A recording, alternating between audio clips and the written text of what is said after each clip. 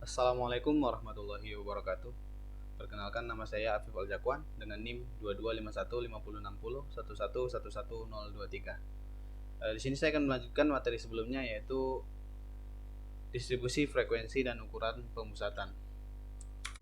Yang pertama, distribusi frekuensi.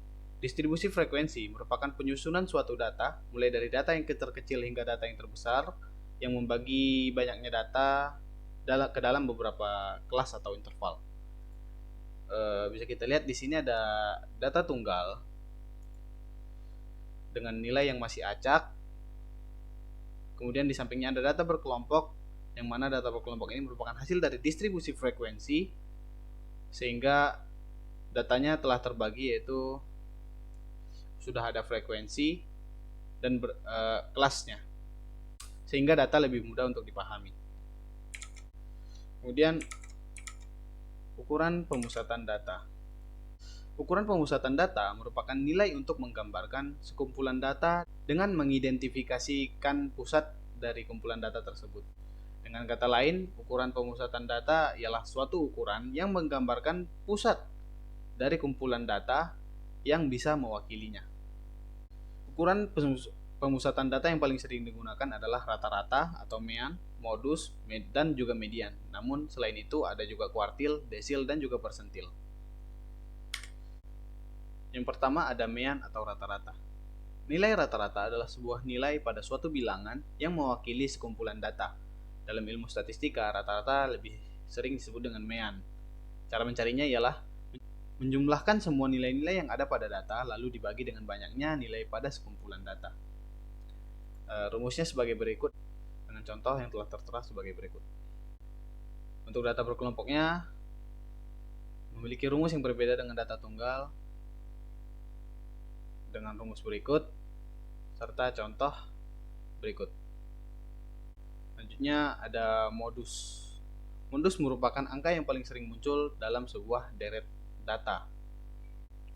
Misalnya pada data tunggal, di sini ada sekumpulan data yaitu 2, 3, 4, 4, 5. Maka modusnya ialah 4 karena 4 lebih sering muncul dibandingkan dengan angka yang lainnya. Berikut untuk mencari modus dalam bentuk data berkelompok dengan rumus sebagai berikut serta contohnya sebagai berikut. Kemudian ada median. Median adalah nilai yang dapat membagi data menjadi dua bagian dengan catatan bahwa data harus diurutkan terlebih dahulu dari yang terkecil hingga yang terbesar.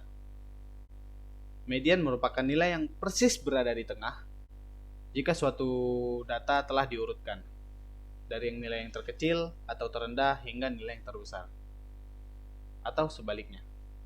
Berikut merupakan contoh untuk mencari data tunggal, yaitu telah tersedia beberapa deret data.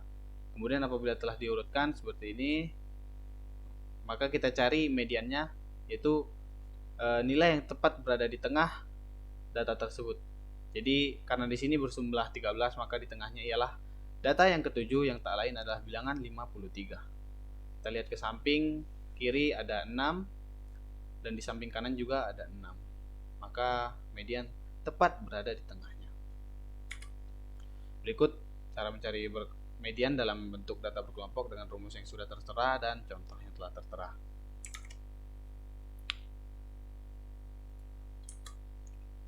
Selanjutnya ada kuartil. Kuartil adalah nilai yang membagi data menjadi 4 bagian yang sama banyak. Karena data terbagi menjadi 4, artinya terdapat 3 kuartil, yaitu kuartil bawah atau Q1, lalu ada kuartil tengah atau Q2, dan kuartil atas atau Q3. Untuk mencari kuartil, untuk data tunggal, rumusnya telah tertera sebagai berikut dengan keterangan sebagai berikut serta contoh yang telah tersedia.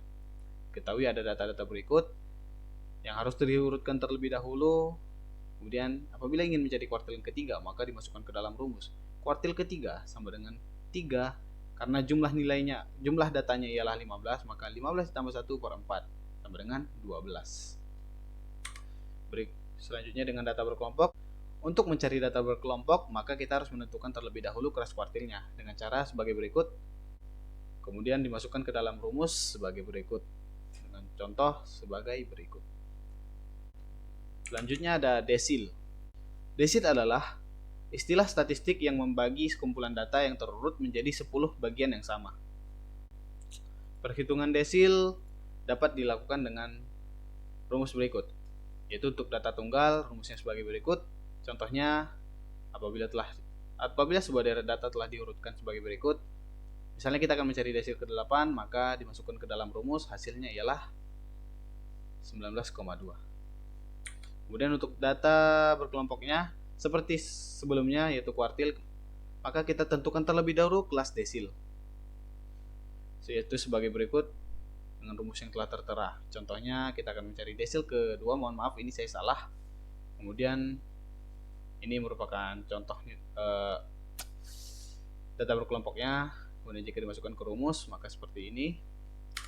Kemudian setelah dapat letak desilnya, maka dimasukkan ke rumus data berkelompok sebagai berikut dengan contoh sebagai berikut. Selanjutnya ada persentil. Persentil merupakan istilah dalam statistika yang membagi kelompok data menjadi 100 bagian. Jadi terdapat 99 nilai yang membagi data menjadi 100 bagian. Untuk mencari persentil, kita dapat gunakan rumus sebagai berikut untuk data tunggal dengan contohnya sebagai berikut. Lalu untuk data berkelompoknya sama seperti desil dan kuartil sebelumnya, kita tentukan terlebih dahulu kelas persentilnya dengan rumus sebagai berikut. Mohon maaf ini saya salah lagi. Dengan contoh sebagai berikut, kita masukkan ke dalam rumus, maka hasilnya ialah 10. Maka persentil ke-25 terdapat di kelas ke-10. Kemudian dimasukkan ke dalam rumus data berkelompok sebagai berikut, dengan contohnya ialah sebagai berikut. Sekian dari saya tentang ukuran pemusatan data serta distribusi frekuensi. Mohon maaf jika ada salah kata. Kepada Allah saya mohon ampun. Akhirul kalam, nun wal kulam mimma yasturun, fastabiqul khairat. Assalamualaikum warahmatullahi wabarakatuh.